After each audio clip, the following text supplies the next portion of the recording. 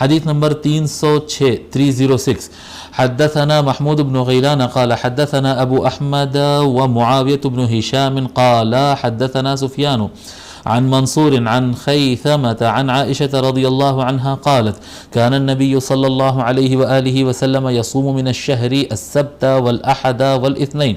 ام المؤمنین عائشہ رضی اللہ تعالی عنہ روایت فرماتی ہیں کہ نبی اکرم صلی اللہ علیہ وآلہ وسلم مہینے میں جب روزہ رکھتے، مہینے میں 3 روزے، ہم سابق میں حدیث پڑھ چکے ہیں کہ سرکار مہینے میں کسی بھی وقت ابتدا میں یا انتہا میں یا درمیان میں 3 روزے رکھا کرتے۔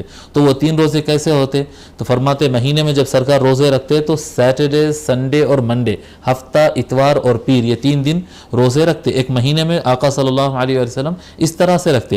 وَمِنَ الشَّهْرِ الْآخَرِ الثَّلَاثَ وَالْأَرْبِعَاء وَالْخَمِيسِ، اور پھر اگلا مہینہ آتا تو حضور صلی اللہ علیہ وآلہ وسلم منگل، چہارشنبہ، جمعرات، ٹیوزڈے، وینسڈے، تھرسڈے، اس طرح سے روزہ رکھ لیتے۔ یعنی بتانا یہ چاہ رہے ہیں کہ حضور صلی اللہ علیہ وآلہ وسلم یہ تین دن جو روزے رکھنا ہے اس کے لیے دنوں کو مخصوص نہیں فرماتے، کبھی یہ 3 دن رکھ لیتے، کبھی وہ 3 دن رکھ لیتے ہیں، ٹھیک ہے۔ تو اس طرح سے آقا صلی اللہ علیہ وآلہ وسلم دن بدل بدل کر روزے رکھا کرتے۔